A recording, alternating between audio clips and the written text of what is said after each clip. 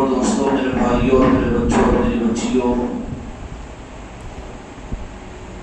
اللہ تبارک و تعالی ہم سب کے لیے اپنے در کی فضل والی خیرات عطا فرمائے، تاکہ دنیا میں بھی رحمتیں، دنیا میں بھی ثروتیں، دنیا میں بھی خوشیاں اور دنیاوی کامیابیاں بھی ہمارے لیے مسکراہٹوں کا ذریعہ بنے، اور اللہ تبارک و تعالی ہماری اور آپ کی قبروں کو بھی خوشیوں کا، راحت کا مسکن بنائے، اور اللہ تبارک و تعالی ایسی زندگی ہمیں گزارنے کی توفیق عطا فرمائے کہ میدان محشر میں بھی سرخریاں ہماری تقدیر بنے، اور میدان محشر کی ذلت و رسوائیوں اور ناکامیوں سے ہماری تمہاری حفاظت ہو۔ لیکن اس راہ کے اندر میں ایک راستہ تو وہ ہے جو آدمی اپنی مرضی سے ان خواہشات کے پورا کرنے کے لیے استعمال کرتا ہے۔ دنیا کا کوئی انسان ہو یا کوئی مسلمان ہو یا کوئی نیک آدمی ہو یا کوئی انسان کیوں نہ ہو، اس سے اگر آپ سوال کریں گے تو اس کے دل کے اندر کی خواہش یہی ہوگی۔ کسی کی خواہش اور کسی کے نظریات اس کی زندگی کے حد تک ہونے کے مرنے کے بعد ختم ہو جائے گی بات، تو وہ بھی یہی چاہے گا کہ دنیا کی زندگی کا ہر لمحہ اس کو خوشیوں کے لیے ہوئے ہو۔ اس کے آگے اگر مسلمان ہوگا جو عالم برزخ پر ایمان ہو، تو پھر اس کی وسعت قلبی یہاں تک بڑھے گی کہ ہاں دنیا کے ساتھ میں قبر کی زندگی بھی بن جائے۔ اس سے زیادہ اگر حقیقت کیا وجدان اگر اس کو نصیب ہو، ایمان اگر نصیب ہو، تو قبر کے بعد میں میدان محشر کی فکر اس کو ہوگی کہ میدان محشر میں میں ذلت اور رسوائیوں سے بچ جاؤں، وہاں پر ناکامی مجھے نہ ملے، میدان محشر کے اندر رسوائی مجھے نہ ملے۔ اور اس سے زیادہ اگر کسی کی اور فکر ہوگی تو وہ یہ چاہے گا کہ جہنم کو اللہ تبارک و تعالیٰ نے بڑی عذاب کی جگہ بنائی ہے، میں عذاب سے بچ جاؤں اور جنت کی نعمتوں کو حاصل کرنے اور اس کو میں پانے والا بن جاؤں۔ یہ ہر آدمی کی چاہت ہوتی ہے، ہر آدمی کی خواہش ہوتی ہے، لیکن بات یہ ہے کہ یہ چاہت اور خواہش کے باوجود آدمی یہ چاہتا ہے کہ ان چاہتوں اور خواہشوں کو اپنی مرضی سے حاصل کرے، لیکن خدا کا قانون یہ ہے کہ تجھ کو اپنی مرضی سے اللہ نے پیدا نہیں کیا، بلکہ اللہ نے انسان بنانے کا ارادہ کیا تو تیرے ماں باپ کو تیرا ذریعہ بنایا اور اپنی مرضی سے پیدا کیا، نہیں اپنی مرضی سے پیدا کیا، تیری مرضی سے پیدا نہیں کیا۔ ماں کے پیٹ میں 9 مہینے رہا تو وہاں پر اپنی مرضی سے اپنے نظام قدرت سے تجھے چلایا۔ دنیا میں آیا تو وہ اپنی مرضی سے نہیں آیا بلکہ رب کی مرضی سے آیا۔ ابھی جب سے اپنے دنیا کو چھوڑ کر جائے گا تو بھی وہ اپنی مرضی سے نہیں جائے گا بلکہ رب کی مرضی سے جائے گا۔ تو سارا معاملہ تو رب کی مرضی پر ہے، لیکن امتحان بندے کا یہ ہے کہ کچھ چاہتوں کا اس کو اختیار دے کر، کچھ چاہتوں کا اختیار دے کر رب العالمین بس یہی ایک مختصر امتحان بندوں کے لیے رکھا ہے کہ تمہاری چاہتیں، بندوں کی جو چاہتے ہیں، رب کی بھی اپنے بندوں کے ساتھ میں وہی چاہت ہے۔ اللہ نہیں چاہتا کہ کسی بندے کو دنیا میں ایک لمحے کے لیے پریشانی ہو، اللہ نہیں چاہتا کہ کوئی اس کا پیدا کیا ہوا انسان دنیا میں ذلیل ہو، اللہ نہیں چاہتا کہ اللہ کی کوئی مخلوق پریشان ہو، اللہ نہیں چاہتا کہ کسی کے عالم برزخ اس کی برباد ہو جائے، اللہ نہیں چاہتا کہ میدان محشر میں کوئی انسان ذلیل ہو جائے۔ بندوں کی چاہت اللہ کی چاہت ایک ہے۔ اللہ بھی یہی چاہتا ہے کہ بندے دنیا میں بھی، عالم برزخ کے اندر بھی، میدان محشر میں بھی، اور ہمیشہ اور ابد الآباد زندگی کے اندر بھی انسانوں کے لیے، انسانوں کی جو خواہش ہے، رب کی بھی بندوں کے ساتھ میں وہی خواہش ہے۔ اللہ کی خواہش اور اللہ کی چاہت میں اور بندوں کی چاہت میں کوئی فرق نہیں ہے، لیکن فرق جو نتیجے کے اعتبار سے ہوتا ہے وہ غلط راستے کے اختیار کرنے سے ہوتا ہے۔ رب کا ایک نظام ہے جو قادر مطلق ہونے کے باوجود رب نے یہ قانون بنا دیا کہ تمہاری خواہش میں پوری کروں تو وہ تمہاری مرضی پر چلنے پر نہیں ہوگا، بلکہ مرضی اور اختیار ہونے کے باوجود تم میرے تابع ہو جاؤ تو باقی تمہاری چاہتوں کو میں پورا کروں گا۔ انسانوں کو یہاں پر اختیار کا دھوکہ لگ جاتا ہے. چاہتے تو بہت اچھی لگتا ہے کہ رب جو چاہتا ہے بندے کے حق میں وہی چاہتا ہے، لیکن راستے کو بدل جانے کی وجہ سے راستہ صرف یہ ہے کہ جو اختیار ہے رب یہ چاہتا ہے کہ اس اختیار کے باوجود اپنی خواہشات اور اپنی چاہتوں کو پورا کرنے کا راستہ میری منشا کا اختیار کر. رب کی منشا کے راستے کا نام شریعت ہے، رب کے منشے کی پورا کرنے کا راستہ اطاعت ہے، اور رب کی منشا کے پورا کرنے کا نام ہی دین ہے، دین محمدی ہے. اللہ تبارک و تعالیٰ اس امتحان کے ہم کو سمجھنے کی توفیق عطا فرمائے. اسلام کی دولت اللہ تعالیٰ نے عطا فرما دی، اور اس کے ساتھ مزید انعام و احسان یہ ہوا کہ صرف اسلام نہیں ملا بلکہ ایمان کی نسبتیں ملی، اور دو جہان کے مالک میرے آقا محمد رسول اللہ صلی اللہ علیہ وسلم کا نام اور اس میں مبارک ملا. اور اسی پر ختم نہیں ہوا بلکہ میرے آقا کی نوازش ہے یہ کہ اپنے اہل بیت کی محبتیں بھی اور ان کی نسبتیں بھی عطا کی. اور یہی پر نوازشیں ختم نہیں ہوئی بلکہ اس سے آگے ان کے چہیتے اولیاء اکرام اور صالحین کی نسبتیں اور ان کی محبتیں بھی اللہ تعالیٰ نے ہم کو عطا کی. لیکن بات کہاں پھنستی ہے؟ بات صرف یہاں پر پھنستی ہے کہ وہاں پر ہماری چاہتے بھی ایک ہے، اللہ کی چاہت بھی ہمارے ساتھ ایک ہے، لیکن خدا کی چاہت کے پورا کرنے کا قانون یہ ہے کہ تم اپنے اختیار اور اپنی چاہت کو اپنے ہمارے تابع کر دو، ہمارے تابع کر دو. مشکل یہی پڑ جاتی ہے، مشکل یہی پڑ جاتی ہے. انسان کا اپنا نفس ہے، انسان کا اپنا مزاج ہے، انسان کی اپنی طبیعت ہے، اور انسان کی اپنی خواہش ہے، اور یہ چاہتا ہے کہ اپنے خواہش سے اللہ کی مرضی میرے ساتھ میں ہو، میری کامیابیاں مجھے میرے طریقے سے مل جائے، میری عزتیں مجھے میرے چاہت کے مطابق مل جائے، میری قبر صرف میری تمنا کے اوپر میری بن جائے، میدان محشر کی ذلت رسوائیوں سے میں اپنے طریقے پر بچ جاؤں. یہاں پر ایک لفظ یہ انسان سے غلطی ہوتی ہے.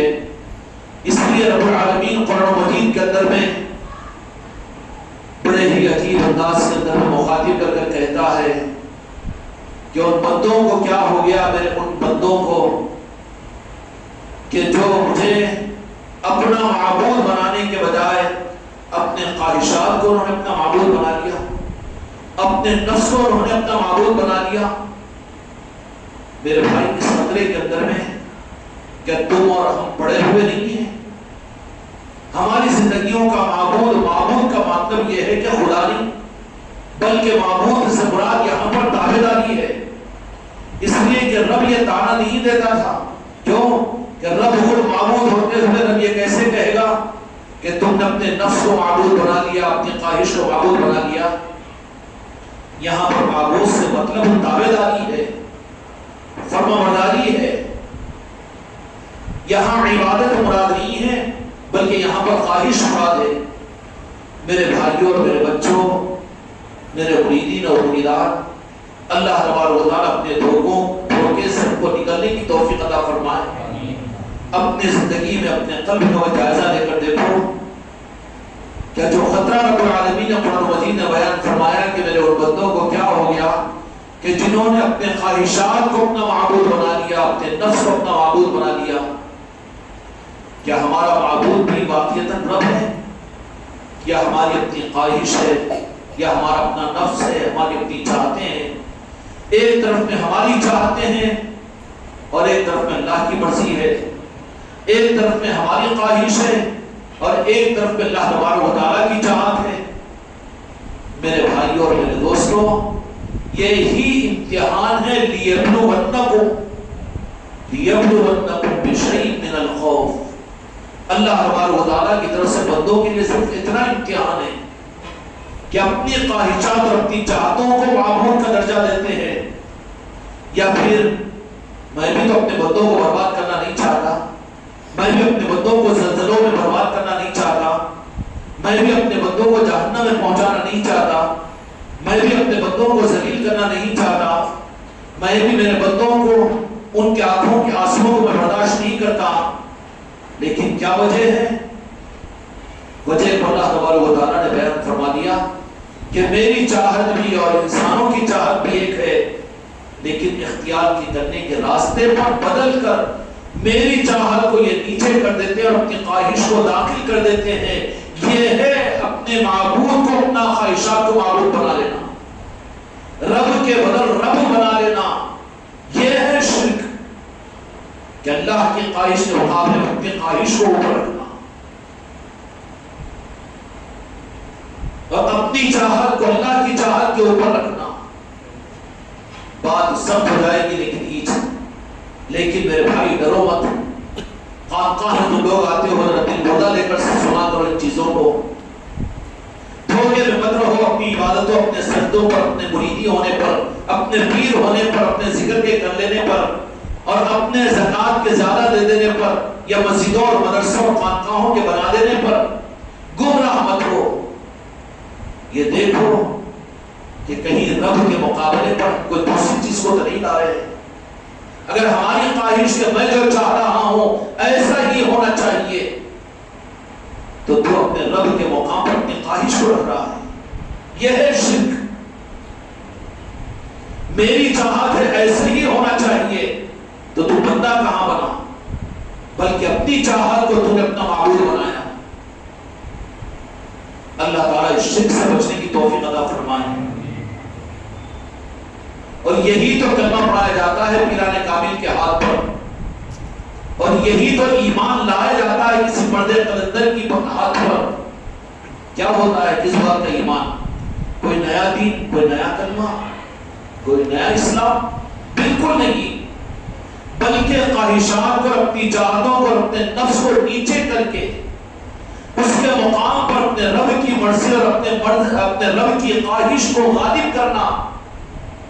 معبود باطن اپنی خواہش اور اپنے نفس کو نیچے اتارنا اور توڑ کر گرا دینا اس خود کو، اور وہاں پر رب کی خواہش اور رب کی منشا کو اس مقام پر لانا کہ یا اللہ میں تیرا بندہ ہوں، میری اپنی کوئی خواہش نہیں، تیری مرضی، میری کوئی چاہت نہیں، صرف تیری چاہت. یہ ہے ایمان کامل. برخلاف اس کے کہ میں جیسا چاہوں ویسا ہو، اس لیے کہ میرے اختیارات ہے، حکومت میرے پاس میں، پیسہ میرے پاس میں، یہ تو فرعونیت ہے. اللہ تبارک و تعالیٰ بندوں کو فرماتا ہے، کیا فرماتا ہے؟ کہ میرے بندوں تمہیں کیا ہو گیا ہے کہ تم نے اپنی خواہشات کو، اپنے نفس کو اپنا خدا اور اپنا معبود بنا دیا. جو بھی ہم اللہ کو معبود تسلیم کرتے ہیں، ہم اللہ کے بندے بن سکے ابھی تک؟ ہمارے اندر میں تو ہماری خواہشات پنپ رہی ہے، ہماری نفسانیت اجھل رہی ہے، اور ہم اللہ کو پہچاننے کے لیے تیار نہیں. اور تو جہاں کے مالک میرے آقا محمد رسول اللہ صلی اللہ علیہ وسلم کی عظمت کے لیے تیار نہیں. ہم نے کلمہ ہی کہاں پڑھا صحیح، ہم اللہ کے بندے ہی کہاں بن سکے؟ چاہے جائے کہ مسلمان کیا بنے، مومن کیا بنے، اللہ کے محبوب بندے کیا بنے. ہم تو اپنی خواہشات کے بندے ہیں، اپنی چاہتوں کے بندے ہیں. چاہتے کیا ہیں کہ 1-2-4 مکان ہے تو اور 10-12 مکان بن جائے، 1-2-4 کاروبار ہے تو 10-12 کاروبار بن جائے. جتنی صحت ملی کی چاہت یہ ہے کہ اور زیادہ میں صحت مند ہو جاؤں، بوڑھا اگر ہوں تو جوان بن جاؤں. چاہتے ہماری ہے، چاہت کے بندے ہیں، اپنی خواہش کے بندے ہیں، اور 50-60 سال اور زندہ رہ جاؤں، اور مجھے آرام مل جائے، اور مجھے اچھے کھانے مل جائے. ہر لمحے امتحان ہوتا ہے اللہ تبارک و تعالیٰ کی طرف سے کہ بندے اپنے خواہش کے بندے ہیں یا اپنی چاہت کے بندے ہیں یا بندے میرے بندے ہیں. اللہ کے بندوں میں فرق یہ رہتا ہے، جو نفس کے بندے ہوتے ہیں، جو خواہشات کے بندے ہوتے ہیں، دل کا نشانہ دوسروں کی طرف میں مت لگاؤ، گمراہ ہو جاؤ گے. میرا نشانہ میری ذات ہے، میرے مریدوں تم اپنی ذات اپنا نشانہ بناؤ، گمراہ مت ہو. اوپر کے ظاہری اعمال کوئی کام نہیں آئیں گے، رب ہی کے بندے بن نہیں سکے تو کیا وہ بتائیں گے؟ مشرک رب کو وہ بتا سکیں گے؟ کیا مشرکوں کو میرے مصطفیٰ ان کی شفاعت کریں گے؟ مسلمانوں کی شفاعت کریں گے میرے مصطفیٰ؟ ہم تو اپنے نفس اور اپنے خواہشات کے بندے ہیں، چاہتوں کو اپنے معبود بنا دیا، اپنے ارادوں کو اپنے معبود بنا دیا، اپنی خواہشات کو ہم نے اپنا بندہ بنایا، تو ابھی ہم تو مسلمان نہیں بن سکے، مومن کہاں بنیں گے؟ ہم تو بھی مشرک ہیں، ہمیں کلمہ پڑھنے کی ضرورت ہے، ہم کو ایمان لانے کی ضرورت ہے۔ جب ایمان لائیں گے تو دوسرے ہی لمحے اس کے ساتھ کیا ہوگا؟ ان صلاتی و نسکی و محیای و مماتی للہ رب العالمین، کہ میری کوئی چاہت نہیں، میری کوئی قربانی نہیں، میری کوئی نماز نہیں، جو کچھ بھی ہے للہ رب العالمین، تیرے لیے ہے۔ جی ایمان ہے، ایمان دعائیں ہوتی بھی ہے تو ہمارے اپنے شرک کا اظہار ہوتا ہے، ہماری خواہشات کے لیے ہماری چاہتیں، ہماری تمنا، ہماری آرزوئیں کے لیے ہم جیتے ہیں، اپنی تمنا کو پورا کرنے کے لیے خدا کی دنیا میں رہتے ہیں، ابھی دعویٰ کرتے ہیں کہ ہم تو جہاں کے مالک کا نام لینے والے ہیں اور ہم مسلمان ہیں، ہم کو حق نہیں ہے، ابھی مسلمان نہیں بن سکے ہیں، ہمارا شرک ابھی ہمارے اندر سے ختم نہیں ہوا، ہمارے رب کا معاملہ بھی صحیح نہیں ہوا، ابھی غسل نہیں ہوا تو وضو کی فکر کیسے، وضو نہیں ہوا تو نماز کے قابل کہاں بنے؟ پہلے تو ناپاکی کو پاک کرنا پڑے گا۔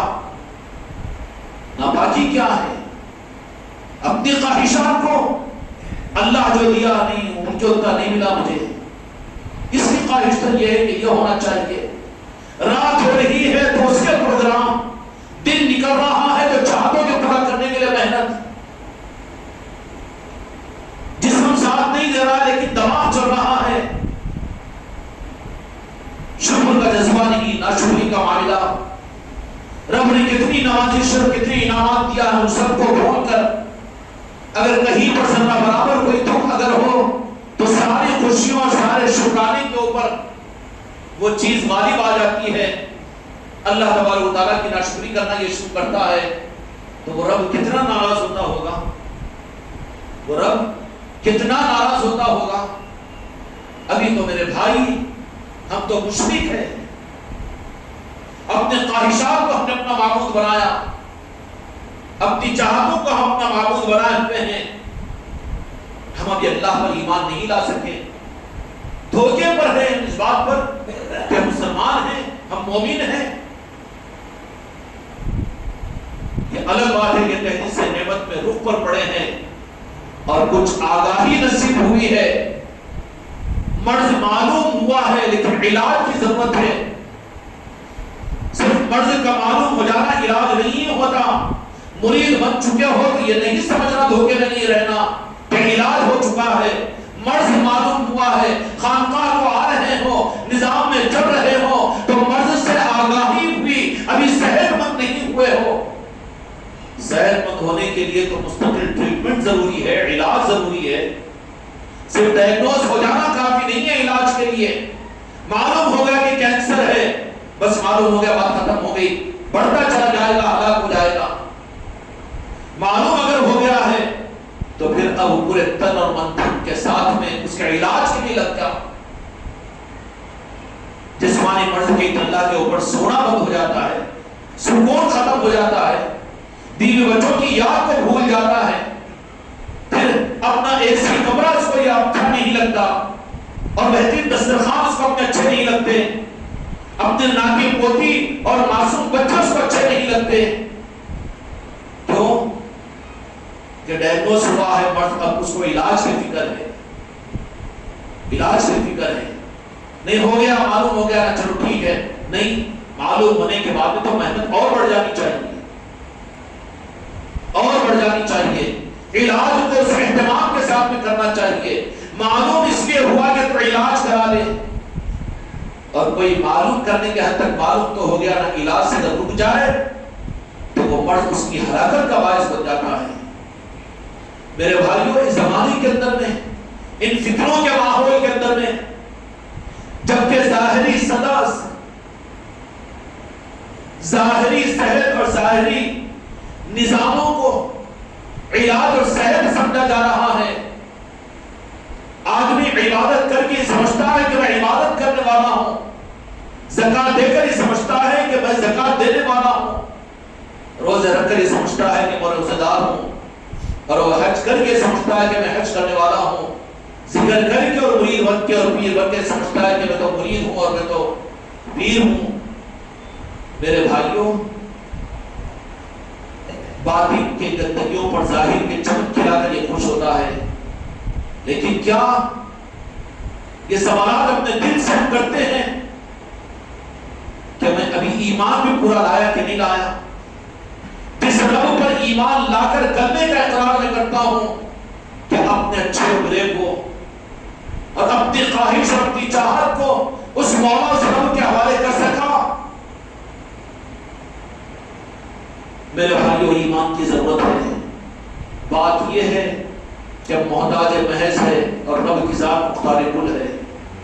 ہماری عافیت خدا کی قسم صرف رب کے حوالے ہونے پر ہے. اپنی عبادت سے, اپنے ارادوں سے, اپنی خواہش سے, اپنی نیت سے کل کا کل جو بندہ اللہ کے حوالے ہوتا ہے, واللہ یتوکل الصالحین, جو اللہ پر اعتماد کرتا ہے اللہ ان بندوں کے لیے کافی ہے. پھر اس کو دنیا کے اندر اللہ تعالیٰ قوموں کے اور زمینوں کے, دنیا کے تفکرات کے اور دنیا کے انسانوں کے, دنیا کے حکومتوں کے حوالے نہیں کرتا, بلکہ اللہ تبارک و تعالیٰ فرماتے ہیں واللہ یتوکل الصالحین, جب ان کے لیے کافی ہو جاتے ہیں جو ہم پر اعتماد کرتے ہیں. شکایت کرتے گھوم رہا ہے رب کی, ناشکری کے گانے گاتے گھوم رہا ہے, دوسرے تو یہ ہو جا رہا ہے مگر ہم کو تو یہ نہیں ہو رہا ہے. اللہ تبارک و تعالیٰ کو ناراض کر کے اپنی دنیا اور اپنی آخرت کو بنا سکتا ہے.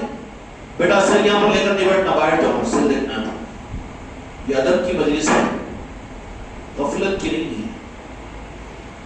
واللہ یتوکل الصالحین, اللہ پر جو اعتماد کرتا ہے, اللہ پر جو ایمان لاتا ہے, اللہ اس کے لیے کافی ہو جاتا ہے. ہم کیا اللہ تبارک و تعالیٰ کے ساتھ میں مشرک ہے کہ نہیں؟ تو مجھے مشرک کہو تو غصہ آئے گا, میں تم کو اگر کہوں تو غصہ آئے گا, لیکن مشرک ہے. اپنی خواہشات کے مقابلے, اپنی چاہتوں کے مقابلے میں اللہ رب العالمین کے سامنے اپنے کو ہم نے سرنڈر کیا. اللہ کے فیصلوں پر ہم راضی ہے, اللہ کی چاہت کے حوالے ہم نے اپنے آپ کو کیا ہے. نہیں کر سکے نا. اللہ کی چاہت ایک طرف میں, اللہ کی قدرت ایک طرف میں, اس کے بھی مقابل پر میں اپنے آپ کو کہتا ہوں کہ اللہ ویسا چاہے تو میں نہیں چاہتا مجھے ایسا ہونا چاہیے. 10 کروڑ روپے میں خرچ کر دوں گا اور پورا مال لگا دوں گا, پورا پیسہ لگا دوں گا, مگر ایسا نہیں, ایسا ہونا. تو خدا کے مقابلے میں خدا بننے کی چکر میں.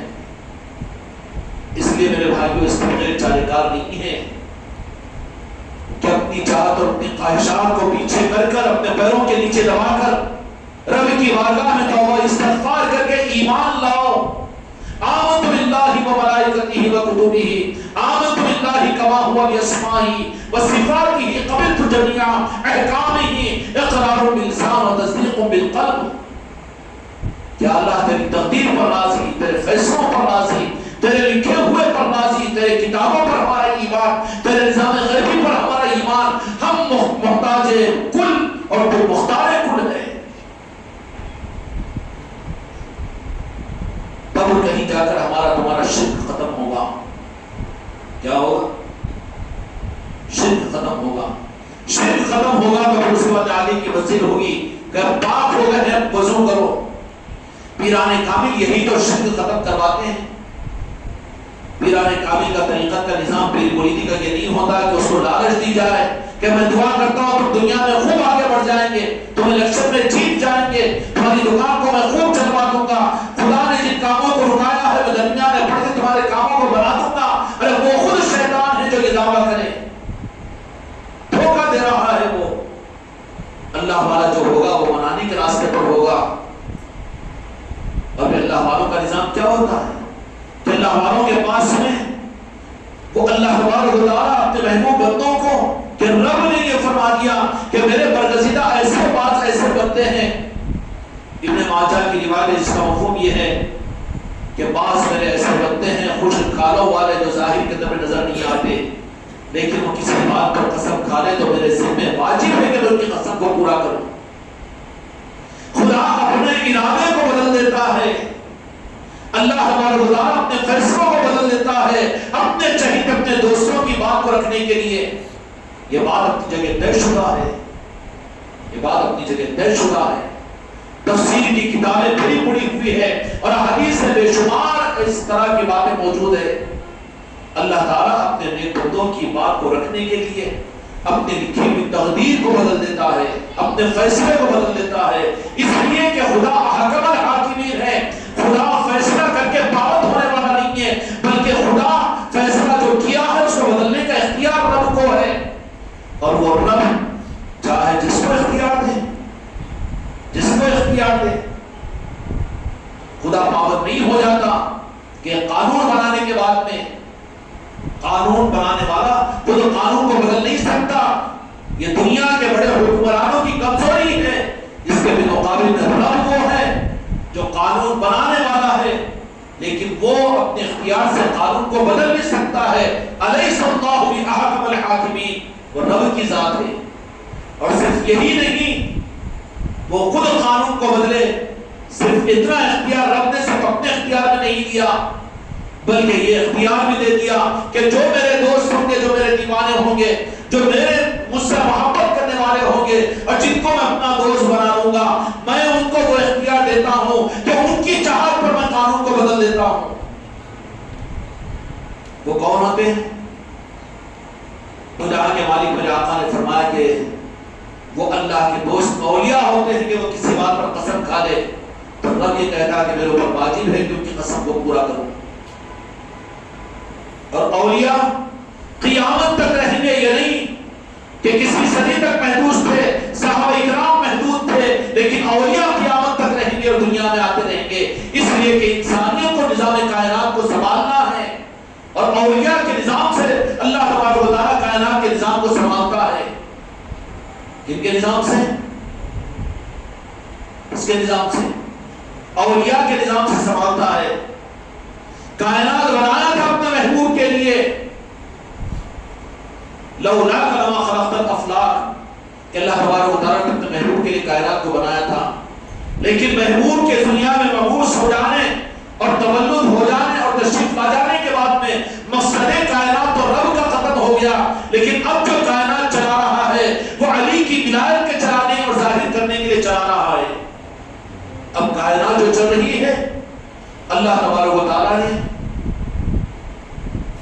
اولیاء کے اور اولیاء کے امام علی کے تصرفات کو دنیا میں ظاہر کرنے کے لیے دائی کے لیے چلا رہا۔ مقصد رب کا پورا ہو گیا۔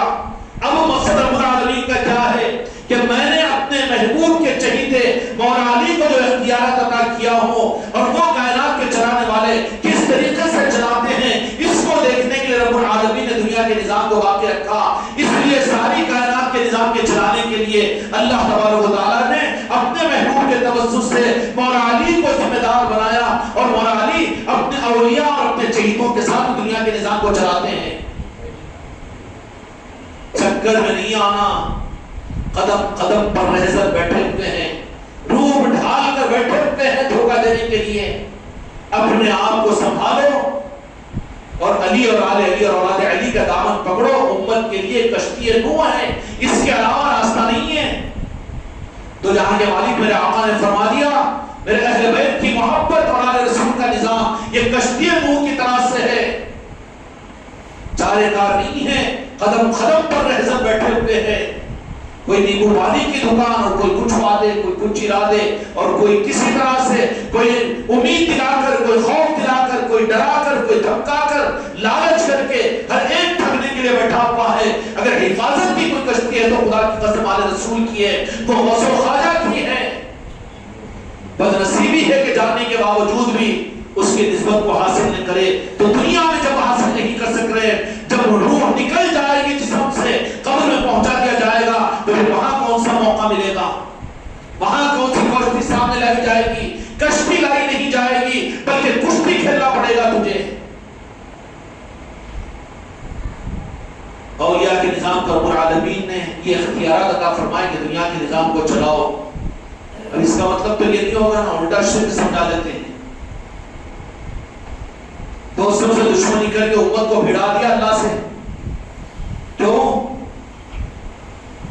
اہل اللہ کو اتنا سبق پڑھایا، اتنا زہر گھولا کانوں کے اندر میں کہ اہل اللہ کو اگر کوئی غوث و خواجہ اگر کہے اور کوئی راجن شاہ ولی کہے، کوئی صابر پاک کہے، کوئی سعد اللہ حسینی کہے، کوئی یا حضرت یوسف کہے، تو فوراً وہ زہر اس کی نسلوں میں، اس کے دماغ میں، اس کے عقیدے میں آ جاتا ہے ماں شرک ہوتا. ارے شرک کی اولاد، اپنے ایمان کو صحیح کر پہلے. جو ایمان کو نہ جانے وہ شرک کو کیا جانتا ہے. شرک کیا ہے ان سے پوچھ جن کے پاس ایمان ہے، وہ بتائیں گے. شرک کہاں کدھر ہے شرک؟ مسلمان کو شرک کا تانا دینا، میرے آقا نے فرمایا کہ میری امت کے آخری لوگ میری امت کو شرک کا تانا دیں گے جو مجرم ہوں گے. اپنا حشر سوچ لے کہ کلمہ پڑھنے والوں کو شرک کا تانا دیتے ہو. شرم نہیں آتی تمہیں؟ تمہاری ہمت نہیں ہے کہ جو کھلا شرک کرے ان کو مشرک کہے، لیکن ظالموں مسجد کے ممبروں کو استعمال کر کے مسلمانوں کو شرک کا تانا دیتے ہو. تو تمہاری تحریریں، تمہارے قلم، تمہاری کتابیں مسلمانوں کو مشرک بنانے کے لیے دلائل دیتے ہو. تو تمہاری تنظیمیں، تمہاری جماعتیں مسلمانوں کو مشرک بنانے کی فکر کرتے ہو. تم تو بتخانوں کو بھرنے والے ہو. تمہاری نیت خراب ہے. اللہ تبارک و تعالیٰ کی ذات احکم الحاکمین ہے. رب کی طرف سے اتنا زہر گھول دیا گیا ان لوگوں نے کہ جہاں پر اہل اللہ کا اگر نام لو تو فوراً وہ زہر اچھل کر آتا ہے. قصور اس میں امت کا نہیں ہے، وہ 10-12% ظالموں کا ہے قصور، جو امت کو شرک و بدعت کے نام پر امت کو گمراہ کیا ہے. ان کی وہ کتابیں، ان کی وہ مسلک، ان کی وہ جماعتیں امت کو بربادی کے دہانے پر لا کر کھڑا کرتی ہے اور آسانی کے سامنے شکار بن رہی ہے امت. پوری زندگی کسی ولی کے چوکھٹ پر گزری، اس کو قرآن ہاتھ میں لے کر کہو کہ جس ولی کے در پر تم نے پوری زندگی، تمہارے اپنی جان و مال کو اور پوری زندگی کو تم نے قربان کر دیا. ہاں بالکل کیا ہے سرکار کی چوکھٹ پر. یہ تو جاتا منت و مرادوں کے واسطے. وہاں کام نہیں پورا ہوا تو دوسری دکان کو بھاگتا. وہاں کام نہیں بنا تو سیلانی کو جاتا ہوں، سیلانی کو نہیں تو رحمت آباد جاتا ہوں. یہ تو بھکاری ہے دنیا کا جو در بدلتا رہتا ہے. بھیک مانگنے والا بھکاری ہے دنیا کا. پوری زندگی جس نے اپنی پوری زندگی کو کسی بزرگ کی خدمت اور چوکٹ پر گزار دیا، اس کو قرآن ہاتھ میں دے کر پوچھو کہ یہ رب ہے، خدا ہے، کیا کہے گا؟ استغفر اللہ سے یہ کیسی ہمت کرے تو ان کو رب اور خدا کہیں؟ یہ تو اللہ کے دوست ہیں. کتنا بڑا الزام ہے ظالموں کا، سفید کپڑے اللہ رحمان والوں کا، ابے اور چھپے پہن کر اپنی دکانوں کو چلانے والوں کا، کہ اس میرے آقا کی معصوم امت کو اللہ کے جو دوست تھے، جو اہل اللہ تھے اور جن کے لیے خدا نے قرآن مجید کے اندر میں امت کو اشارہ کیا تھا کہ میرے دوستوں کے بارے میں تم ہرگز اپنے عقیدوں کو خراب نہیں کرنا، وہ میرے دوست تھے.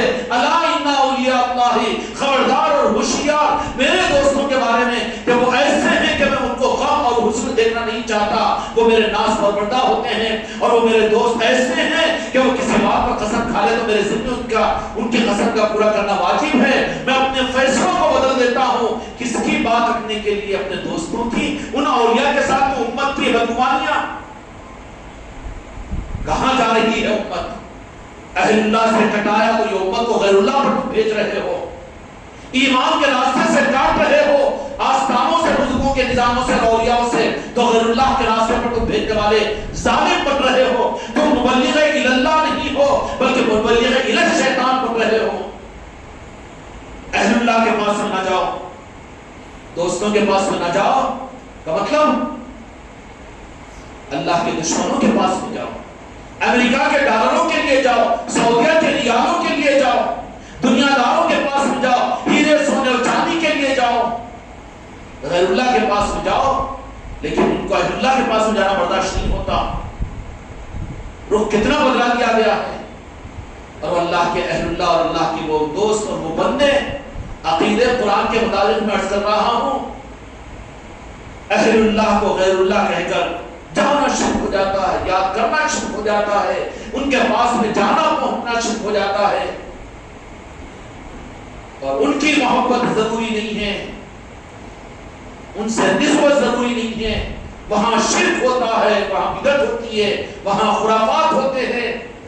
کس طریقے سے امت کو بہکا دیا گیا اور یہ امت شکار بنی ہے 50-60 سال کے اندر میں، اور نتیجہ کیا نکلا؟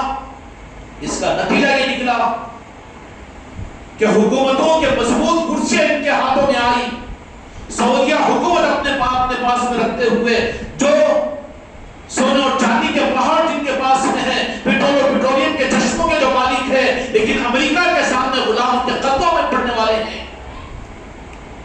نام تو اہل حدیث کا ہوگا، توحید کا نام ہوگا، لیکن تمہاری توحید اتنی باطل توحید ہے کہ ایمان کے راستوں کا انکار کر کے دنیا میں توحید کے نام پر امت کو گمراہ کر کے پھر تم امریکہ کے قدم، بل کلنٹن کے قدم اور ان کے بنے ہوئے قانون پر تم پابند، تمہارا اپنا ملک ہوتے ہوئے تم اپنا ملک نہیں چلا سک رہے ہو، ان کے قدموں میں جا کر پڑھ رہے ہو۔ وہ شرک بہتر ہے کہ یہ شرک بہتر ہے؟ وہ شرک کہاں ہے؟ وہاں تو دوستی ہے، غریب نواز کی چوکھٹ سے دوستی ملتی ہے، غوث الاعظم کی چوکھٹ سے دوستی ملتی ہے، خدا کی قسم رحمت العالمین مدینہ پاک کی چوکھٹ سے رحمت ہی رحمتیں ملتی ہے۔ وہاں سے کاٹا تو امریکہ میں پہنچایا، وہاں سے کاٹا تو کہاں سے کہاں پہنچا دیا۔ یہی خطرہ تھا رب العالمین نے قرآن مجید کے اندر میں آگاہ کیا تھا، الا ان اولیاء اللہ لا خوف علیہم ولا هم یحزنون، کہ خبردار ہوشیار ہو جانا کہ میرے دوست تھے وہ، میرے دوستوں کو دشمن بولنے والے، وہ بولنے والے تو دشمن ہو جائیں گے، وہ تو دشمن نہیں ہو سکتے اس لیے کہ ہم نے ان کو دوست بنا لیا۔ غریب نواز کو نعوذ باللہ کوئی خطرہ نہیں ہے، غوث الاعظم کو کوئی خطرہ نہیں ہے، خدا کی قسم پنجتن پاک کو کوئی خطرہ نہیں ہے، ساری دنیا مل کر ان کو مشرک اور مشرک گدا کہہ دے اور بت پرستی کہہ دے، خدا کی قسم اجمیر والوں کی شان میں خدا کی نظر میں ذرہ برابر فرق نہیں آئے گا۔ راجن شملی کی چوکھٹ کو چاہے یہ کتنے مسجد کے ممبروں سے شرک ہوتا کہہ دے، خدا کی قسم راجن شملی کے ایمان کی اس عروج اور بلندی کے اندر بھی ایک ذرہ برابر بھی نقصان نہیں ہوگا۔ اولیاء کو فرق نہیں پڑے گا کہ وہ مقام سند پر پہنچ چکے ہیں، لیکن بولنے والے تیرا کیا حشر ہوگا؟ تو قرآن کے منشے کے خلاف ہے اور تیرا عقیدہ تو کچھ شیطان کا عقیدہ بنا رہا ہے۔ اللہ کے دوستوں کو اللہ کا دشمن کہنا، کوئی تمہارا حقیقی دوست ہے اور ایک نے آ کر کہا کہ وہ تمہارا دشمن ہے، آنکھیں یوں نکل جائے گی جیسے واقعہ کھول رہا تھا وہ بچہ، ہاں وہ میرا دوست، میرے اس کو دشمن بول رہے ہیں، کیا ثبوت ہے میرے پاس میں؟ ثبوت بتا سکتے ہیں ہندوستان کے سارے مدارس والے اور ساری جماعتوں والے کہ غریب نواز کی چوکھٹ سے کبھی رب کے علاوہ کسی کا انہوں نے تعارف کروایا یا میرے مصطفیٰ کی محبت کے بغیر کسی کی محبت کا راستہ بتایا؟ راجن شملی کی چوکھٹ سے کوئی بتا سکتا ہے کہ انہوں نے مندروں کو یہاں پر آباد کیا تھا؟ کس بنیاد کے اوپر ان اولیاء اکرام کو اور ان کے نظاموں کو تم شرک کے کٹھڑے میں لیا کر تمہارا کیا حشر ہوگا؟ امت کو دھوکہ مت دو، اپنی دکان، اپنی تجارت، اپنی دنیا کے، اپنی جماعت اور مسلکوں کی وجہ سے یہود و نصارہ کی باتوں میں آ کر امت کے ساتھ اور دین کو کھلواڑ مت بناؤ، تمہاری آخرت برباد ہو جائے گی، مرنے کے وقت میں ایمان تمہارے ساتھ میں جانا مشکل ہو جائے گا۔ اللہ کے دوستوں کو اہل اللہ کو غیر اللہ کہنا اتنا بڑا جرم ہے، اتنا بڑا جرم ہے کہ خدا یوں کہتا ہے کہ جو میرے ولی کے ساتھ دشمنی کرے میرا اعلان جنگ ہے اس کے ساتھ۔ حدیث ہے کہ نہیں؟ پوچھ لیجئے مفتی صاحب سے بھی، مولانا صاحب سے بھی، کیونکہ امت تو بھولی بن کر پجاری انہی کی بن جاتی ہے نا۔ اتنے بڑے عالم صاحب، اتنے بڑے مفتی صاحب، عقل نہیں ہے تجھے؟ کینسر ہو گیا تو علاج جا کے مفتی صاحب سے کراتا ہے، ڈاکٹر کے پاس جاتا؟ اور نہیں ہے، ان کا نظام ان کے ساتھ میں ہے، چلو خدمت گزارے مان لیتے ہیں، لیکن روحانیت کے معاملات میں جہاں سے ایمان مل سکتا ہے، جہاں سے ملنا ہے تو وہاں پر جا، راستہ بھٹک کر کہیں اور گیا تو تجھے تو گمراہ کر دیا جائے گا۔ ایمان ملے گا ہندوستان کے ایک انسان کو تو وہ غریب نواز کی چوکھٹ سے، ان کے نام سے، اور حق ملے گا تمہاری نسلوں کو، تم مر کر قبروں میں چلے جاؤ گے، تمہارے نسلوں کے ایمان کی حفاظت ان چوکھٹوں سے ہوگی کے ذریعے سے ہوگی. نسلوں کی تربیت. بیٹی ہماری عالمہ بننی, مفتیہ بننی. تو جاہل گیا بیٹی کو عالمہ بنانے کے لیے. 1400 سال تاریخ کے اندر میں بتا دے کہ کون سے بچوں کے مدرسوں کے اندر میں بچیوں کو عالمہ اور مفتیہ بنایا گیا. بڑی خوشی کے ساتھ بولتا بہو بھی ہونا تو عالمہ ہونا کیا ہوتا ہے. پوچھ جس کے نکاح میں آئی اس کی راتیں کیسے گزرتی, اس کے دن کیسے گزرتے ہیں. عالمہ پھر ظالمہ نظر آنا شروع ہوتی ہے. اس کے بجائے تربیت باپ کے ذمے ہے, بھائی کے ذمے ہے, اولاد کے ذمے ہے, باپ کے ذمے ہے. معاشرہ پورا کا پورا کہاں سے کہاں پہنچ رہا ہے. بتاؤ 1400 سالہ تاریخ کے اندر میں جو بھی یہ بدعت نہیں کہتے تمہارے اندر میں ایمان نہیں ہے, تم بے وقوف ہے, حق تمہارے سامنے نہیں ہے, اس کو بدعت کہنے کو تیار نہیں ہے کہ بچوں کے مدرسے کہاں تھے دین و شریعت کے نظاموں کے اندر میں.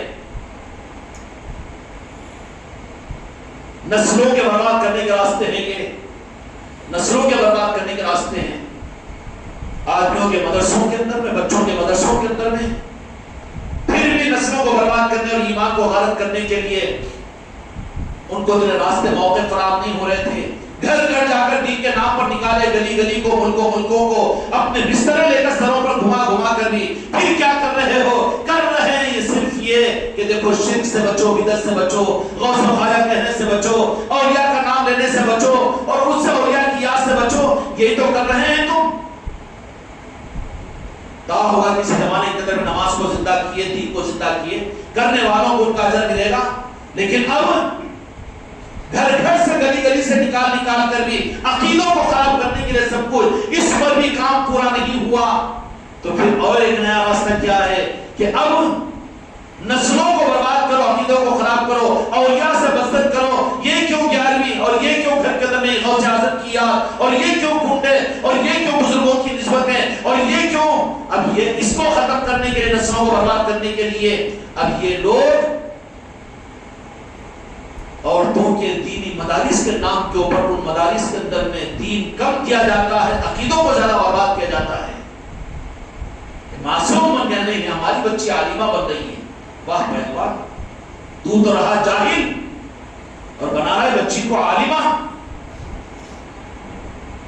اور کیا ہوتا ہے وہ عالمہ, پورا رنگ یہ چڑھایا جاتا ہے کہ وہ بدعت یہ شرک, وہ بدعت یہ شرک. یہی ہوتا ہے کہ نہیں؟ کیا نہیں چاہتے تم بھی بھاؤ کو ڈھونڈ رہے تھے نا عالمہ چھوڑا بول کے.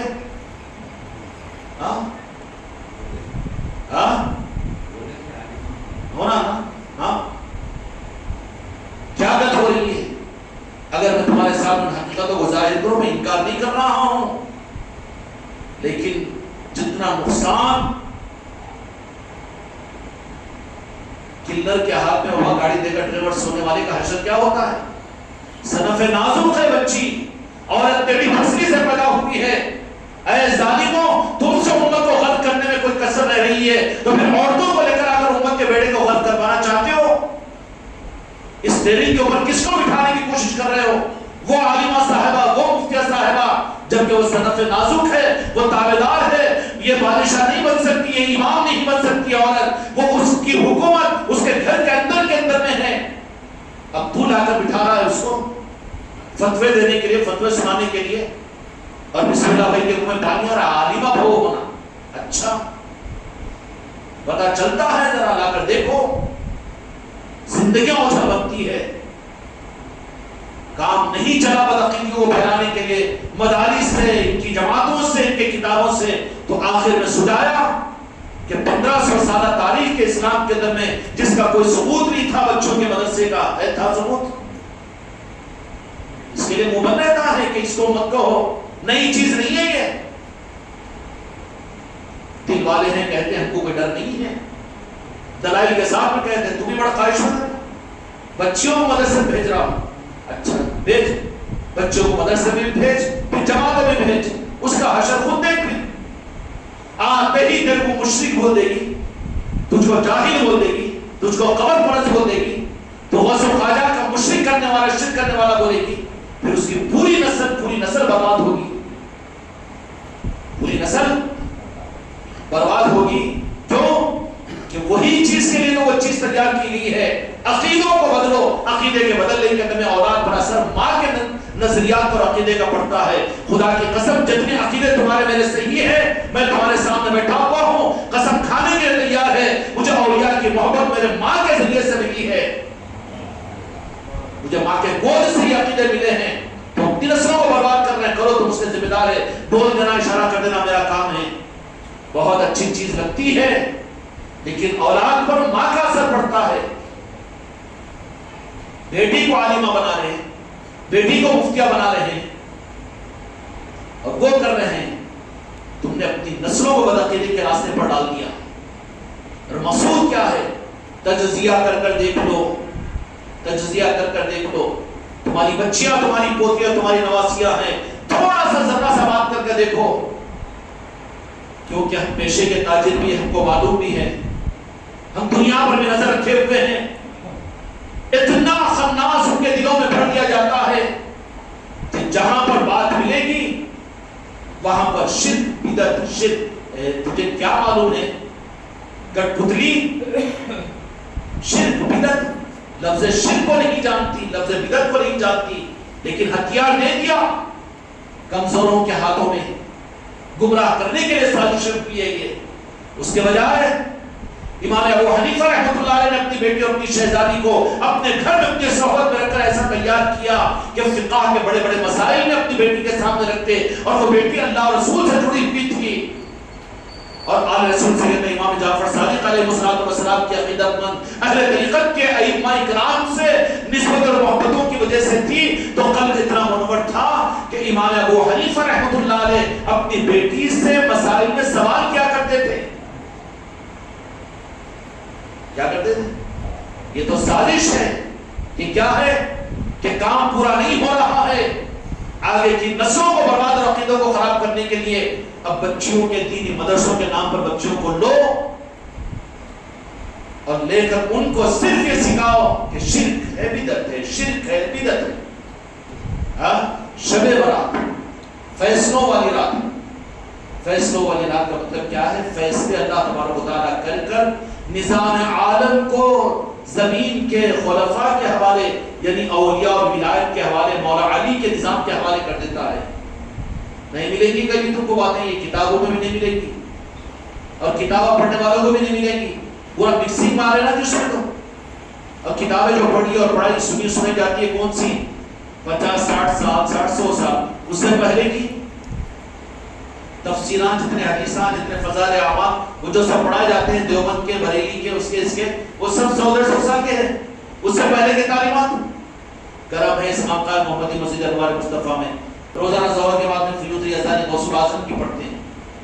مغرب کی نماز کے بعد میں کشف المعجوب 800 سال نہیں 1010 سال پہلے کے وہ کشف المعجوب کا درس یہاں مغرب کے بعد میں ہوتا ہے. اس مسجد اور خانقاہ کی خصوصیت ہے یہاں پر 100-150 سال کے نظاموں کا نہیں, یہاں پر تو سابق کا چلتا ہے. روزانہ کیا ہوتا ہے ظہر کے بعد میں, یہاں کا نظام غوث و قادر کا نظام ہے, یہاں کا نظام آل علی اور اولاد علی کا نظام ہے. کچے چاول پیٹ میں دکھنے کا سوال ہی نہیں. جو غذا ہے بالکل ہضم ہوگی, صحت مند بنیں گے. پھر گولی کھانا, تھمس اپ پینے کی ضرورت نہیں پڑتی یہاں کی تعلیمات میں. تو فیہا یفرق کل امر حکیم, وہ اللہ تعالیٰ کے سارے فیصلے اللہ تعالیٰ کر کر حوالے کر دیتا ہے, تقسیم کر دیتا ہے حکمت کے ساتھ میں. لفظ حکمت یہ بتاتا ہے اللہ تعالیٰ چھپا کر رکھا, بتانے والے کو حکمت بتائے گا. اگر حکمت, لفظ حکمت کس کے لیے استعمال کریں گے؟ جس سے ہر ایک واقف نہ ہو, جو رازدار ہو وہ واقف رہیں گے, ورنہ کوئی حکمت نہ رہتی, کھلی کتاب ہوگی نا. حکمت بھی یہ ہے کہ اللہ تبارک و تعالیٰ اس نظام کو چھپا کر رکھا ہے. وہ کس کا نظام ہے؟ کائنات کے چلانے کا نظام مولا علی کا اور اولیاء کا نظام ہے. فیصلے کر کے اللہ تبارک و تعالیٰ حوالے کر دیتا ہے. پھر وہ اولیاء اکرام ملکوں کو, کائنات کو, دنیا کو جو اللہ کے فیصلے ہوئے ہیں ان کو لاگو کرنے والے ہوتے ہیں, قائم کرنے والے ہوتے ہیں, قائم کرنے والے ہوتے ہیں. اب یہاں پر ایک بات عرض کر دیتا ہوں, عقیدے میں بٹھا لو, بہت مزہ آئے گا اپنی نسلوں کے لیے بھی. ہندوستان کے سارے فیصلے جو ہوں گے وہ دلی کی پارلیمنٹ میں نہیں, تمہارے KCR کے اسمبلی میں نہیں ہوتے, بلکہ فیہا یفرق کل امر کے اعتبار سے آسمانوں پر عرش الہی پر فیصلے ہوتے ہیں. اور وہ بھیجے جاتے ہیں پورے ہندوستان کے فیصلے میرے آقا سلطان ہند غریب نواز کی چوکھٹ پر. سمجھ میں آئی بات؟ غریب نواز سلطان ہند کی چوکھٹ پر تمہارا میرا بھی ایک ایک کا فیصلہ، ایک ایک انسان کا، ایک ایک کتے کے بچے کا اور سور کی اولاد کا بھی فیصلہ غریب نواز کی چوکھٹ پر نظام عالم کا، پورے ہندوستان کا نظام غریب نواز کے پاس پہنچتا ہے، کہیں اور نہیں پہنچتا. اب جب وہاں پر پہنچنے والا ہے تو وہ چوکھٹ کون سی ہے؟ وہ چوکھٹ صرف فیصلوں کو لاگو کرنے والی نہیں ہے، بلکہ اللہ نے انہیں یہ مقام عطا فرمایا کہ کوئی فیصلے کو بدلوانا چاہتے ہیں تو ان کے پاس وہ برات ہے، وہ قانون ہے، وہ نظام ہے کہ وہ اللہ کے فیصلوں کو بھی بدلوا سکتے ہیں. اس لیے ضروری ہے کہ غریب نواز کی نسبت فیصلوں کو لاگو کرنے والے نہیں ہیں وہ، بلکہ اللہ نے انہیں وہ طاقت عطا فرمائی ہے کہ کسی مسئلے کے اوپر غریب نواز بھی اگر یہ فیصلہ اللہ تیرا یہ فیصلہ اس کے لیے یہ ہمارے پاس میں آیا ہے، اب اس لیے ہم یہ چاہتے ہیں کہ میں تو تیرا ہوں لیکن تو نے ہمارے پاس میں بھیجا، تو نے ہمارے پاس میں بھیجا اور ہم تیرے ہیں، اگر تجھے ایسا کرنا نہیں ہے تو پھر ہمارے پاس میں کیوں بھیجا. یہ اولیاء کے نظام ہوتے ہیں، یہ حرف مقطعات ہوتے ہیں، وہ خدا سے راز بات کرنے کے اور خدا کے نظام کو بدلوانے کے. وہ پھر سلطان ہند غریب نواز کسی مسئلے کو، باقی ہر جگہ تو تھرڈ ڈگری کا فیصلہ ہو گیا تو نافذ ہونا ہی ہونا، نافذ ہونا ہی ہونا ہے. اس کے بجائے صدر جمہوریہ ہے، وہاں پر کچھ مراحل کی بھی گنجائش ہے تو اچھا ہے نا، کورٹ اور کچہریوں سے زیادہ اس راستے کے اوپر نظر رکھے جہاں پر صدر جمہوریہ کے اختیارات چلتے ہیں. کوئی جہنم میں بچ چکا ہے تو اولیاء کو اللہ تعالیٰ نے یہ اختیار عطا فرمایا ہے کہ خدا کے جہنم کا فیصلہ بدلا کر اس کو جنت میں داخل کروا سکتے ہیں.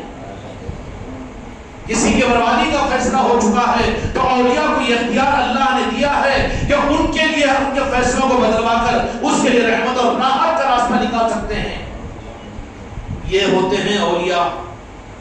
اور خوش قسمتی سے اس خانقاہ کو خواجہ خاقان سلطان الہند کی غریب نواز کی چوکھٹ اس کو بنایا ہے، اس خانقاہ کو.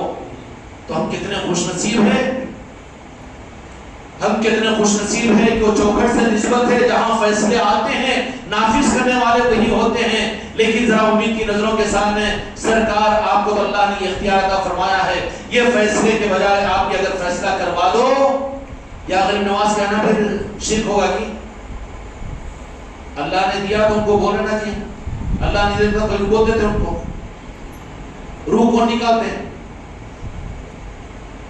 اللہ بولتا تھا کہ پکڑے کون نکالتے تھے روح؟ ملک الموت بولنا آپ تم اسرائیل بولے تو بیچارے بچوں کو کیا معلوم آپ انہوں بھی مولوی پر نیک چیک کرتے ہیں. یہ ایک مولوی مفتیوں سے پریشان ہے بولے تو انہوں بھی مولوی پر نیک چیک کرتے ہیں. کون نکالتے ہیں؟ اللہ نکالنا بولنا. ارے بابا اللہ چکے سے پہ کام کیا تو ملک الموت نکالے وہ تو شرک ہے ہی، شرک ہونا نا. اللہ نکالتا نا روح، صحیح بات ہے کہ نہیں؟ بولنا نا پھر اللہ نکالتا بول کے اللہ برداشت کرتا کہ پھر ملک الموت نکالتا ہے، عقیدہ خراب ہوتا ہے. ابھی کیوں نکالتے؟ اللہ ان کو وہ اختیار دیا، وہ کام دیا. تو ایسے ہی اولیاء کو اللہ تبارک و تعالیٰ نے نظام عالم کے اچھے برے کا اختیار دیا.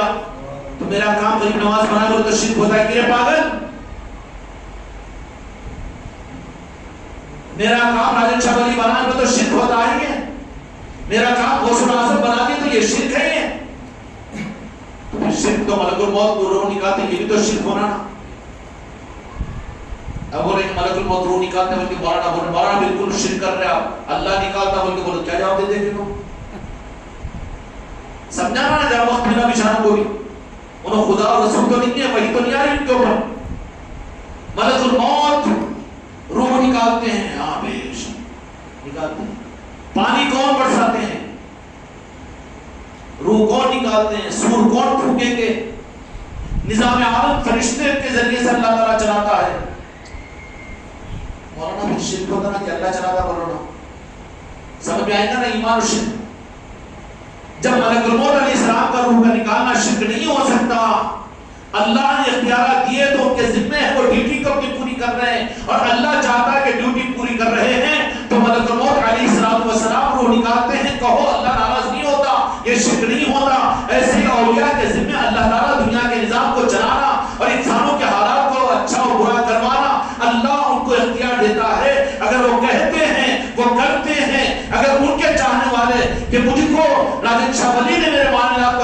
کیا ہے، غریب نواز نے مجھے اولاد عطا کی ہے، تو وہ شرک نہیں ہے. وہ شرک ہے تو ملک الموت روح نکالتے، یہ بھی تو شرک ہے نا. کیا بات ہے بابا، شرک کا پورے خلاصہ ہو رہا ہے. اور یہ سلیم بھائی وہ صدمہ تو نہیں ہو رہا آپ کو؟ نہیں. جن سے مل رہا اس کا انکار کرنا یہ تو شک میں پڑ جائے گا، دھوکے میں پڑ جائے گا. اللہ کا نظام ہے کہ اولیاء کے ذریعے سے چلا رہے ہیں.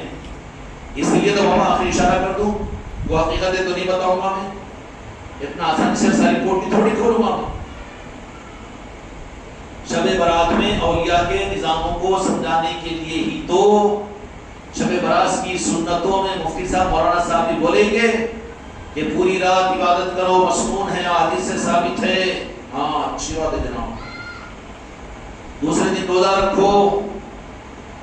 اور تیسری بات کہ اس رات میں قبرستانوں کی زیارت کرو. ہے کہ نہیں؟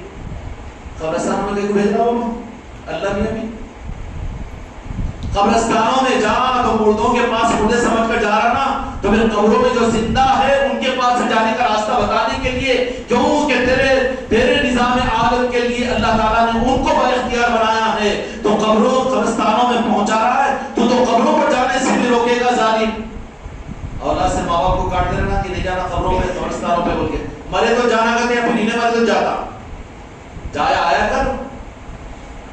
میرے آقا تو جہاں کے مالک شب برات کے اندر میں بولیں گے نا جس طرح، مگر پہلوان اس کو بھی ذرا چھپا رہے، تال میل کر رہے. تال میل کرے کیا؟ ایک مرتبہ دو جہاں کے مالک وہ شب برات میں چلے گئے تھے کہتے. اور تو پھر ایک ہی رات میں تو شب قدر میں قرآن نازل ہوئی تھی. شب قدر کی فضیلت قرآن میں کیوں ہے؟ ایک ہی بات تو کیا ہمیشہ ہوتا رہنا کی؟ ہاں تو بولے جیسے اللہ سننا کی، اس کا نظام ہے وہ. تو شب برات میں یہ بھی تو کہے گا نا کہ کیا قبرستانوں کی زیارت کیا کرو. کیوں کہ عالم برزخ کے نظاموں سے تم واقف ہو، ان کے تصرفات سے، ان کے اختیارات سے، ان کے احتیاجی سے، ان کے اختیارات پر کہ کیسا کہ تم زندہ ہیں تو وہ جن کو تم مردہ کہتے ہو ان کے کیا نظام ہے، اس سے واقف کر کے طریقت سے قریب کیا. قبرستانوں کو بھی جاؤ. کیوں کہ قبرستانوں کو جو ہے تو جتنے مردے کہتے نا، تو وہ احساس دلانے کے لیے ایک عمل مسنون ہے. قبرستانوں کو بھی جایا کرو. اب قبرستانوں میں جانے کے بعد میں رستہ بناتے ہیں کہ تم تو ان کو مردہ سمجھ کے جا رہے تھے، نہیں قبروں میں بلا تقولوا لمن يقتل في سبيل الله اموات، مردہ مت کہو کہ وہ زندہ ہے. کون ہے اللہ میں زندہ؟ تو شہید اور صالحین اپنی قبروں میں زندہ رہتے ہیں. تو اب یہ صالحین اور اولیاء کی قبروں پر جائے، راستہ بنا اللہ تعالیٰ عقیدے کو صحیح کروانے کا. اب اولیاء کے مزارات کے اوپر بھی جانا ہے، اپنے علاقے کے محترم اولیاء کے پاس میں ضرور جانا. کل پرسوں ہے نا شب برات، شب برات جگنے کی رات، باقی سب سونے کی رات نہیں. چلو غنیمت ہے، بھولا بھٹکا کبھی تو آ جائے گا نہیں. اب وہ بھی پریشانی ہو رہی تو اس کو بھی کم کرنے کے چکر میں بیچارے. اس لیے آباد کرو، شب بیداری کرو. تو مسنون عمل ہے کہ قبرستانوں کو بھی جایا کرو، قبرستانوں کو بھی جایا کرو. اب ان تفصیلات میں تو نہیں جانا. یہ روح بتا دیا گیا کہ قبرستانوں کے مردوں کو مردے مت کہو، بلکہ تمہاری ضرورتوں کے بننے کا کوئی رخ جن کو تم مرحوم سمجھ رہے ہو ان کے پاس میں ہم بھی کچھ رکھتے ہیں. سمجھ گئے نا؟ عورتیں نہیں جانا. اچھا عورتیں نہیں جانا. کہاں کرنے جاتا؟ شاہ پاک جانی یاد ہے گی بیگم کو. وہاں مسئلہ نہیں سنا تھا مولوی مفتی فنکشن ہال سیٹ صاحب کے پاس مفتی صاحب بھی لے جا رہے. فنکشن ہال میں لے جانے کی ہے اجازت. قبرستانوں میں عورتوں کو نہیں لے جانا. کون لے جاتے؟ قبرستانوں میں نہیں لے جاتے. بابا باپ دادا کے پاس میں لے جاتے، اولیاء کے پاس میں لے جاتے. اپنے باپ دادوں سے ملانا. تیرے جیسے باپ دادا جن کو سمجھ رہا ہے تو اولیاء کو، وہ اولیاء بھی تو تیری بیوی کے بھی تو باپ دادا ہیں. عورتوں کو لے جانا نکال دینا کچھ دن بچانے کے واسطے. بیوقوفوں کو بیوقوف بناتی دنیا ہے، جو بیوقوف بننے والے ہیں تو بیوقوف بناتے ہیں. ان کا بھی چمک وزارہ کیا قصور ہے؟ یہ جی ہو جی ہو جی ہو بولنے والے، اچھے کپڑے سفید سفید استنا ہو وہ ہاں ماشاء اللہ کیا مولانا کیا مفتی صاحب بنو بیوقوف بنو. کیا کرنا؟ اس کے بجائے اپنی نسبتوں کو قائم کرو اپنے علاقے کے اولیاء سے. اپنے علاقے کے پیروں سے نہیں بول رہا ہوں میں، اولیاء کے آستانے تو ہر جگہ ہے نا جی، ہے کہ نہیں ہے؟ ان سے نسبتوں کو قائم رکھو. وہ بھی تم کو حق دیں گے، وہ عطا کریں گے. تم یہاں پر ہو لیکن ان کے ملک میں ہے غریب نواز سے، یا غریب نواز کہہ کر طالب بنو ان کی در کے کہ حق کا راستہ ہم کو بتائیے، تو غریب نواز تم کو تمہارے مقام اور تمہارے گھر میں، تمہارے کمرے میں، تمہاری جھوپڑی میں رکھ کر تم کو رہبری کریں گے. تین آدمی کو تو بتا سکتا ہوں کہ یہاں پر مزارات میں رہنے والے اولیاء اکرام نے اس خانقاہ کو بھیجا کہ وہ ہمارا نظام ہے، جاؤ یہاں پر جا کر بیٹھو. میں کنوینسنگ نہیں کر رہا ہوں، میں بناتا بھی نہیں ہوں مرید، لیکن انکار نہیں ہے اس سے وہ اولیاء اکرام کو بھیجتے ہیں. قادر ہے اس لیے کہ وہ مردہ نہیں ہے، زندہ ہے. مردہ جو پڑا ہوا ہے بیٹی بھی ہے، وہ بابا میرے بتاؤ ایک بار بول کے 1000 بول. اگر بابا خالی سو مرے ایسا ٹھنکنا تھا لیکن ہے زندہ، سب کی بیٹیاں کیا ابا مر گئی نہیں بیٹا میں زندہ ہوں تو اٹھ کے بیٹھتا ہوں. جواب دے رہا نہیں، جواب جو مردہ میں نہیں دیتا. اب یہ مردے کہاں سے جواب دیتے؟ لیکن اولیاء، راجن شاہ ولی ہو، تاج الاولیاء ہو، سامر پاک ہو، یا سلطان الہند ہو، یا غوث الاعظم ہو، وہ تو زندہ ہے، وہ تو جواب دیتے ہیں، جواب سنتے ہیں. بس ضرورت ہے پکارنے کی، پکارنے کی ضرورت ہے. اس لیے شب برات کے اندر میں قبرستان کو جانے کا حکم ہے تو اپنے علاقے کے اولیاء کی بارگاہوں میں بھی جاؤ. سلطان الہند کے پاس پورے ہندوستان کے اچھے اور برے کے فیصلے اللہ تبارک و تعالیٰ کرے گا، اپنے محبوب کی بارگاہ میں بھیجے گا. کہیں کے لیے محبوب کس کے لیے بنایا؟ پوری کائنات کے لیے نا. کائنات کس کے لیے بنایا؟ اپنے محبوب کے لیے. وہاں پر میرے آقا بھی اس پر خوش آمدگی کا اظہار فرما کر اب ہر علاقے کے اولیاء جو مخدوم ہوتے ہیں ان کے پاس ان فیصلوں کو بھیج دیا جائے گا. ہندوستان کے پورے فیصلے رب کے پاس عرش الہی پر جو ہوتے ہیں، اِنَّا أَنزَلْنَاهُ فِي لَيْلَةٍ مُبَارَكَةٍ إِنَّا كُنَّا مُنزِلِينَ فِيهَا يُفْرَقُ كُلُّ أَمْرٍ حَكِيمٍ. یہ سارے فیصلے میرے مصطفیٰ کی چوکھٹ پر سے ہٹا کر اب ہر ملک کے اوپر ڈسٹریبیوٹ کی جاتے ہیں. ہندوستان کے سارے واسطیوں کے سارے فیصلے، ان کی عزت اور ان کی ذلت، ان کی اچھائی، ان کی برائی، یہ فیصلے پہلے غریب نواز کی چوکھٹ پر پہنچتے ہیں. اب غریب نواز بھی وہاں پر جو سامنے اس کو دے دیتے گی، جو اسسٹنٹ اور رجسٹرڈ ان کے پاس ہونے. اب آگے آگے کے فیصلے ہونے ہیں تو راجن شاہ ولی کے پاس ہم دے دیں گے، یا تم کو بلا کے دیں گے. کیا کریں گا؟ نہیں یہ ڈپلیکیٹ تو کیا کہ لگا دینا، وہ تحریر مٹانے کے واسطے وائٹ انر کی بولتے اس کو کیا بولتے ہیں؟ White inner. ہاں کتنے ڈپلیکیٹ جمع کریں گا نا. پیر بن کے بڑھ گیا، میرے مریدوں کی تقدیر میں چلا رہا ہوں، جگہ رہا ہوں کے تم نہیں بھیجتے ایسا. نیبو پانی والے کتنے کر دیں گے، تم کو اولاد ہو جاتی تھی، تمہارے کام بن جاتے تھے، تم کو یہ ہو جاتا نہیں. کتنے نعرہ لگا دینا انہیں، نہیں دیتے انہوں. کہاں بھیجتے؟ وہاں بھیجتے. اب وہاں سے جو رابطہ ہے تو پھر وہ اپنے نظام سے، نظام عالم فرشتوں کے لشکر کے لشکر پھر ان اولیاء اکرام کے تابع ہوتے ہیں. نحن اولیاؤکم فی الحیات الدنیا وفی الاخرہ ولکم فیہا ما تشتہی انفسکم تتنزل علیہم الملائکۃ الا تخافوا. فرشتے نازل ہوتے رہتے ہیں اولیاء اکرام کے آستانوں پر. یہ بیٹے شیطان نہیں جاتے وہاں پہ، فرشتوں سے جن کو مناسبت ہے. جو بدبو والے ہیں بدبو میں جاتے ہیں، جو خوشبو والے روکے سے رکتے گی. تو نحن اولیاؤکم فی الحیات الدنیا وفی الاخرہ ولکم فیہا ما تشتہی انفسکم. فرشتے نازل ہوتے رہتے ہیں ان اولیاء کی زندگی میں بھی، ان کے زندگی کے پردہ ہونے کے بعد بھی. کیوں کہ خاتم بن کر کے بتاؤ ہمارے لیے کام کیا ہے. ان فرشتوں کو پھر بھی کیا دیتے ہیں کہ ان کو یہ کام کیجئے، ان کا وہ کام کیجئے. اب انہیں فرشتوں کے بجائے، جنات اور موکلوں کے بجائے اگر راجن شاہ ولی کی چوکھٹ پکڑ لیا، سرکار اچھا یہ ہمارا ہے نا، تو پھر اس کے لیے جو اچھا ہوگا وہی فیصلہ کریں گے نا. اب تمہارے لیے میرا اچھا 10 سال 20 سال کے بعد کی اچھائی کیا ہے؟ 10 سال بھی تو ان کا جب بن گیا تو ان کی نظر تو تیری نسلوں پر ہے، 10-20 سال کے بعد کی زندگی پر ہے.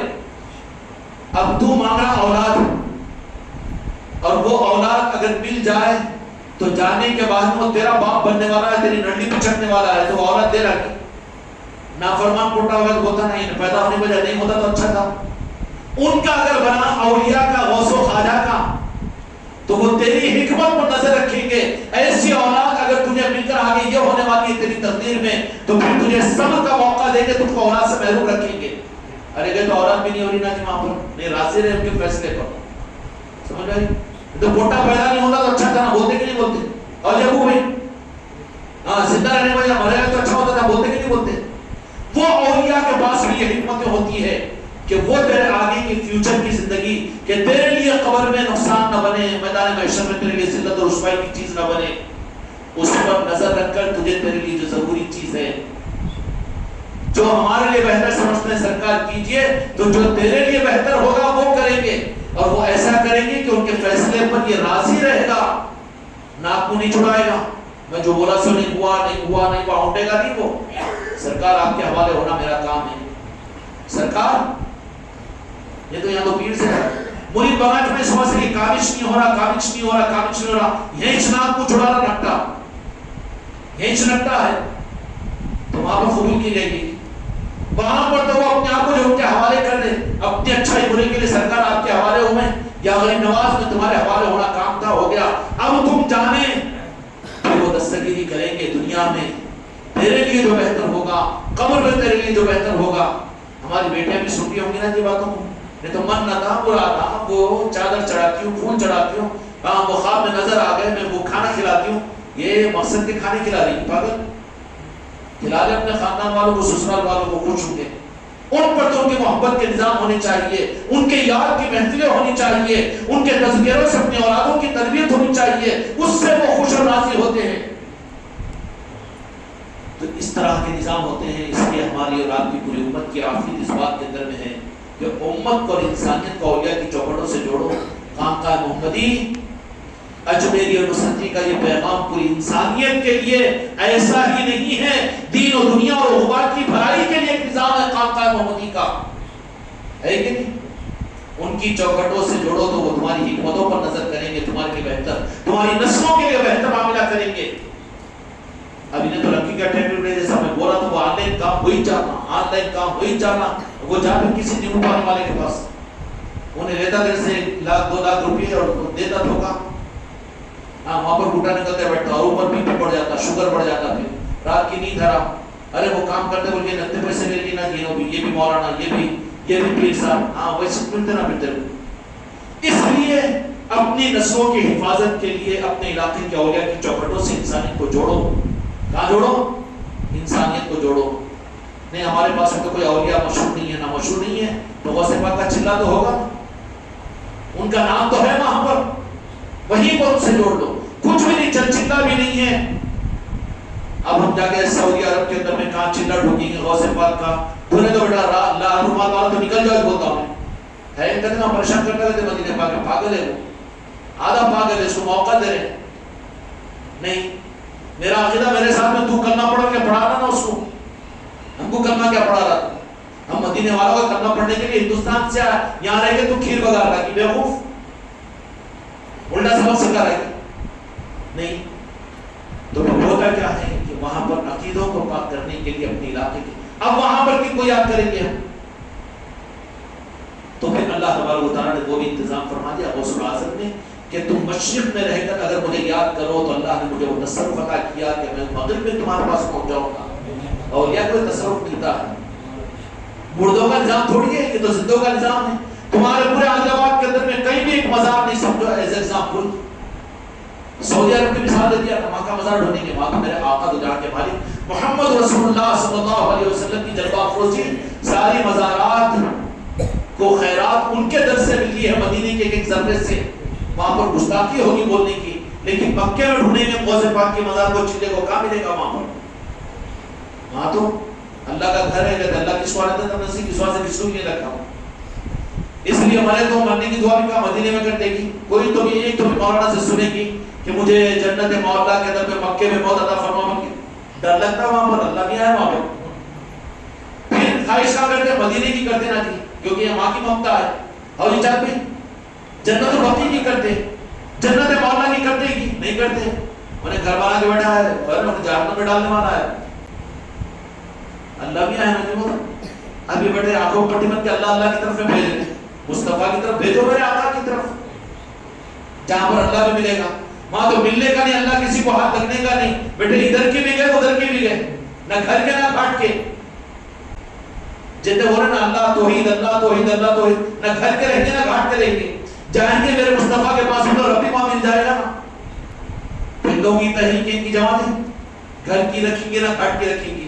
غوث و خواجہ سے بھی گئے تو مدینے والوں سے بھی گئے، مدینے والوں سے بھی گئے تو شرک بول کے اللہ سے بھی گئے.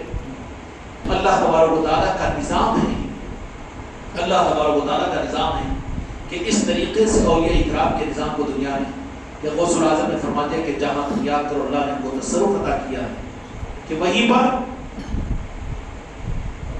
تمہاری آواز ختم ہونے سے پہلے ان کو تم پالیں گے. خدا نے یہ اختیارات کو عطا کیا. وہ کیسے آتے جو اولیاء، ہاں تم نے کیوں شک کر رہا تھا؟ شیطان مولا اس لیے شک کر رہا. دو آدمی لڑنے تو بولے شیطان آ گیا شیطان آ گیا. شیطان دکھ رہا کدھر نہیں دکھ کے آ رہا. اولیاء مان رہا، شیطان کو مان رہا، اولیاء کو نہیں مانتا. تو کون سا پہاڑا پڑا کے اندر کو ایمان صحیح لا. شیطان آ سکتا کہ نہیں جی؟ کہاں تھا؟ مسجدوں کے سر نہ رہو کیوں شیطان پیچھے. شیطان مسجد میں بھی آتا نا. تو اولیاء نہیں آ سکتے. دشمن کو اللہ اختیار دیا، دوستوں کو نہیں اختیار. سارے الٹے پاڑے سمجھ میں آ رہے کہ نہیں آ رہے؟ اچھا ہاں 40-50 سال سے کوئی پڑھا نہیں سنا، اندر بیٹھے ہوئے پورا گندرا پر نہیں. شیطان جب آ سکتا ہے تو دشمن بولتے ہیں جس کو اللہ کا. تو پھر دوستوں کو اختیارات نہیں ہے، اولیاء نہیں آ سکتے. نہیں اولیاء نہیں آتے، وہ شرک ہو جاتا ہے. شرک کیسا ہوتا؟ شیطان آنا شرک نہیں ہے، اولیاء آنا شرک نہیں. اللہ ان کو اختیار دیتا ہے پاگل. اللہ ان کو اختیار دیتا ہے. کیا دیتا ہے؟ وہ اعجاز میں سنائے تھے جمعہ کے اندر میں مجدد الفسانی رحمۃ اللہ علیہ کے پاس دونوں تینوں گئے تھے بیچارے بدعقیدے اولیاء کو نہیں ماننے والے. 2 دن اندر چلے گئے تھے، ایک باہر ہی چھوڑ کے رہا ترم خان.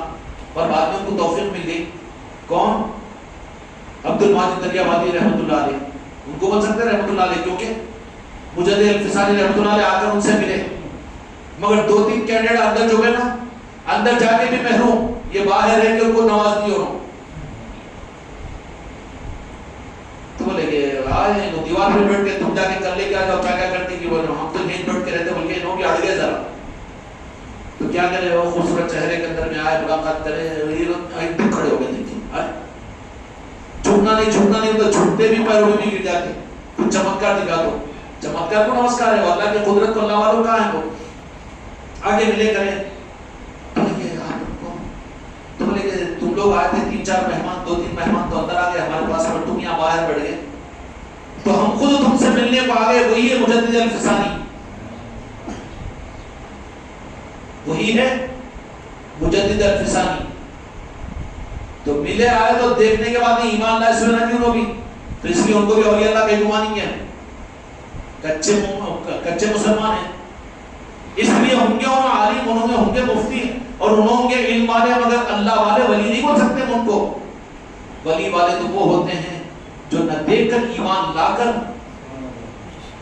یقین کرنے والے ہوتے ہیں.